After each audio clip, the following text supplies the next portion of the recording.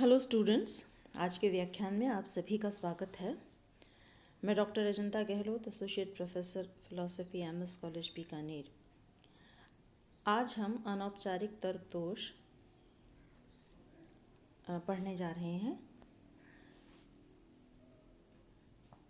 अनौपचारिक तर्क दोष के पिछले व्याख्यानों में हमने देखा था कि किस प्रकार से तर्कना में दोष के कारण, चाहे असावधानीवश या शब्दों की अस्पष्टता के कारण, बहुअर्थता के कारण, अनेक प्रकार के दोष हमारी भाषा में, हमारी तर्कना में तर्क करते समय उत्पन्न हो जाते हैं, जो मनोवैज्ञानिक रूप से तो सही लगते हैं, परंतु वास्तव में जब उन तर्कों को वेरीफाई किया जाता है, उनका प्रमाणीकरण किया जाता है, तो वहाँ पर किसी न किसी प्रकार का दोष पाया जाता है।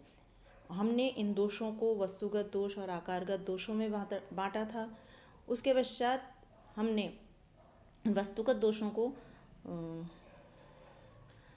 और आकारगत दोषों की विस्तृत विवेचना की थी। अब हम पूर्व धारणा का तर्क दोष इसके विषय में जानने जा रहे हैं। दैनिक जीवन में, जैसा कि मैंने आपको बताया, अनेक प्रकार तर्क करते समय कुछ त्रुटियां किसी गलत पूर्व अनुमान का परिणाम होती हैं, जैसा कि युक्ति के निर्माण से अक्सर मालूम चलता है। जब युक्ति में निहित ऐसे संदिग्ध पूर्वानुमान निष्कर्ष के स्पष्टीकरण के लिए निर्णायक होते हैं, तो वह खराब युक्ति होती है।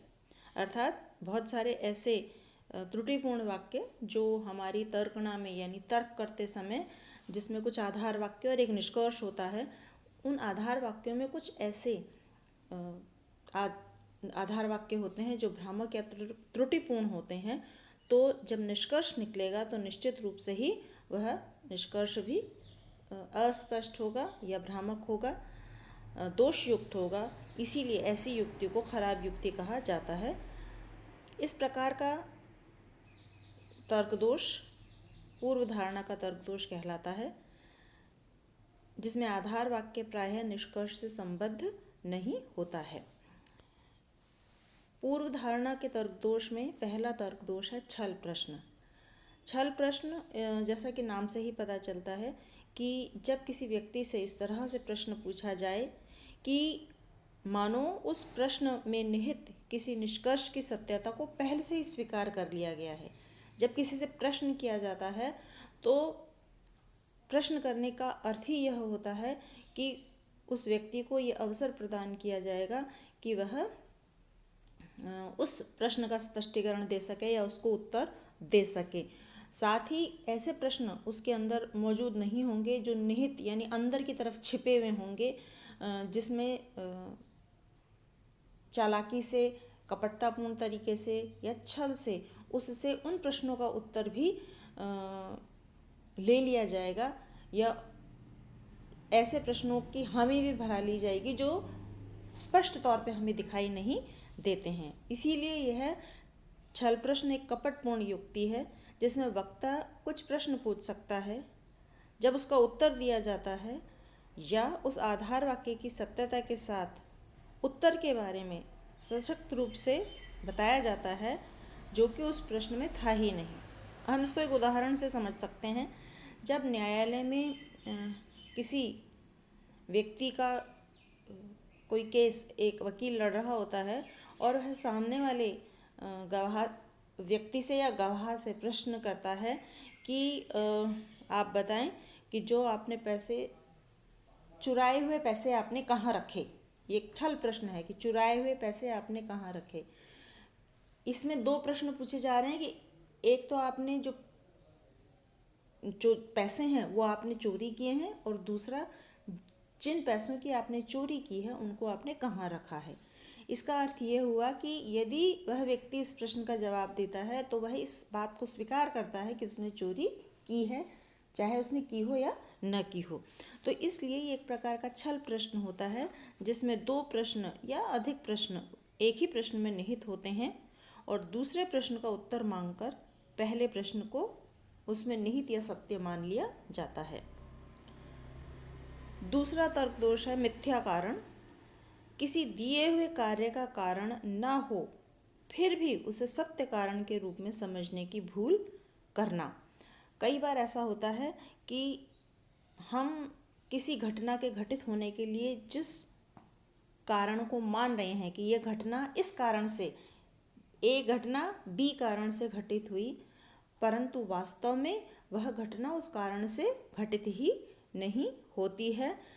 हम ऐसा अज्ञानवश मान लेते हैं, भूलवश मान लेते हैं। कभी कभी दो घटनाएं एक साथ घटित होती हैं, इतने साइमल्टेनियसली, इतने लगातार एक साथ घटित होती हैं कि कभी कभी एक घटना का कारण दूसरी घटना के कारण को, या एक घटना के घटित होने का जो कारण है वह दूसरी घटना के कारण को स्वीकार कर लिया जाता है। ये बहुत सामान्य रूप से घटित होने वाली हमारे जीवन में त्रुटियां हैं, या यह त्रुटि है जिसमें भूलवश हम किसी कारण को किसी अन्य का कारण मान लेते हैं। हालांकि यह त्रुटि बहुत छोटी सी है, परंतु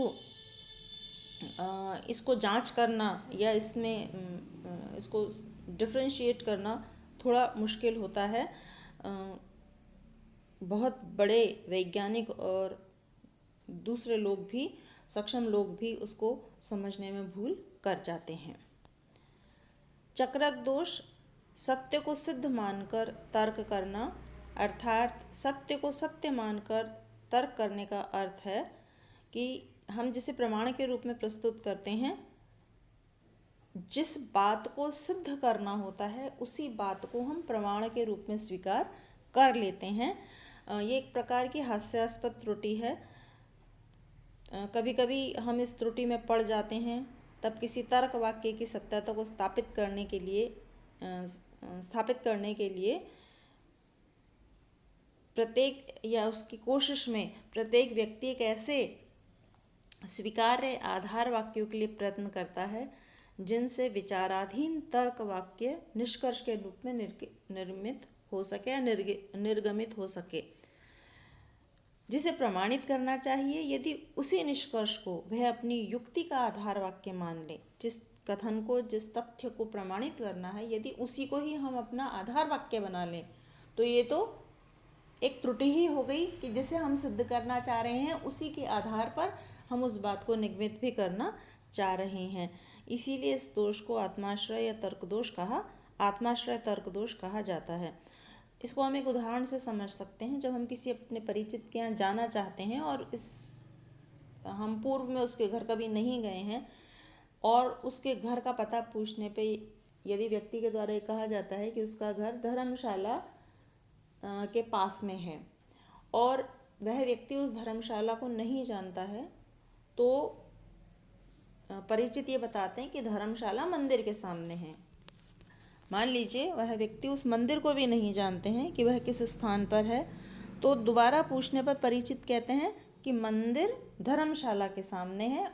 धर्मशाला कहाँ है? मंदिर के सामने। यानी हम अपने घर की जो स्थिति है उसको बताने के लिए जिस तथ्य का सहारा ले रहे हैं उसी के आधार पर हम दूसरे तथ्य को स्थापित करने की चेष्टा कर रहे हैं, तो यह एक प्रकार का चक्रक दोष कहलाएगा।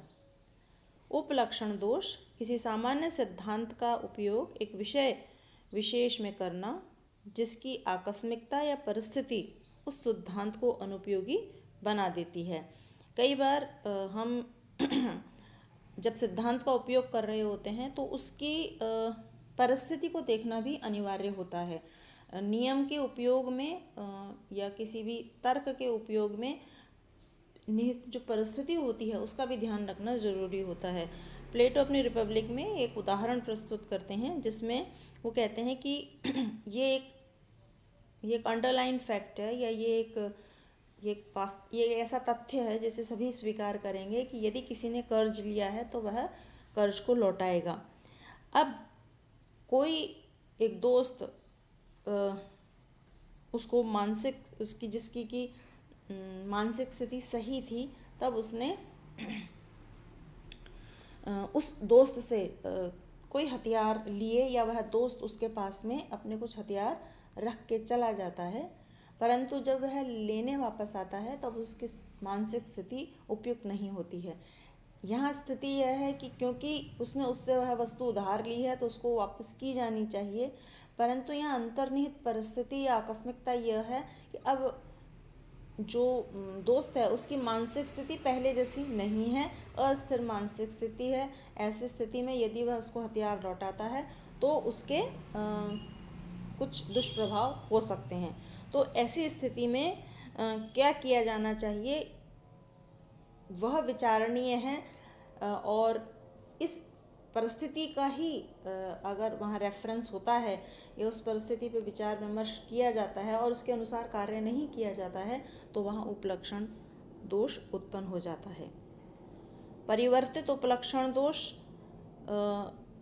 यदि कोई केवल अपवादात्मक घटनाओं का विचार करके शीघ्रता से एक ऐसे नियम का सामान्यीकरण करता है जो केवल उन्हीं में उपयुक्त बैठता है, घटना विशेष के अंदर ही वो नियम का सामान्यीकरण बैठता है, परिस्थिति या स्थिति बदल जाने के पश्चात वह नियम वहाँ पे उसकी व्याख्या बदल जाएगी, है ना। मतलब हम किसी एक नियम को उसका किन्हीं एक विशिष्ट, हम हमेशा ये देखते हैं साधारणतः जो नियम होते हैं वो सार्वभौम होते हैं, यूनिवर्सल होते हैं, परंतु फिर भी सार्वभौम का अर्थ ये होता है कि अधिकतम लोगों के ऊपर वह लागू होते हैं, परंतु परिस्थितियों के बदल जाने पर नियम की व्याख्या भी उसी अनुसार की जानी चाहिए। यदि ऐसा नहीं करते हैं तो परिवर्तित उपलक्षण दोष आता है। जैसे कि कोई चिकित्सक यदि किसी रोगी को नींद की गोली उसके दर्द के प्रभाव को कम करने के लिए या किसी एक बीमारी में उसको मुश्किल को आसान करने के लिए वो नींद की गोली देता है और उससे उसको आराम मिलता है, तो रोगी ये मान ले कि प्रत्येक परिस्थिति या प्रत्येक बीमारी के अंदर यह गोली ही काम करेगी या यह गोली उपयुक्त है, तो वह सही नहीं होगा। ऐसे में इसे परिवर्तित उपलक्षण दोष कहा जाएगा। इस प्रकार हमने सभी अनौपचारिक तर्क दोष पढ़े हैं और इन सभी तर्क दोषों में जो विशेष बात है वह यह है कि भाषा में अशुद्धि के कारण, एम्बिग्विटी ऑफ वर्ड्स के कारण, अनिकार्थकता के कारण, प्रसंग के कारण और जो उनका जो एप्लीकेशन है उसमें संदिग्धता होने के कारण अनेक प्रकार के तर्क दोष उत्पन्न हो जाते हैं। और हमने ये भी देखा था पूर्व के व्याख्यान में कि तर्क दोषों के निवारण का कोई राजमार्ग नहीं, कोई हाईवे नहीं है कि हम एक रास्ता चूज़ कर लें और उस पर चलेंगे तो हमें जितने भी हमारी तर्कना में दोष होते हैं उनको दूर कर सकते हैं। इन तर्क दोषों को दूर करने का यही एक सबसे बड़ा उपाय होता है कि जब हम तर्कना कर रहे हों उस समय सावधानी रखें और ये जो तर्क दोष जिन वजहों से उत्पन्न होते हैं उन वजहों से बचने का प्रयास करें। धन्यवाद।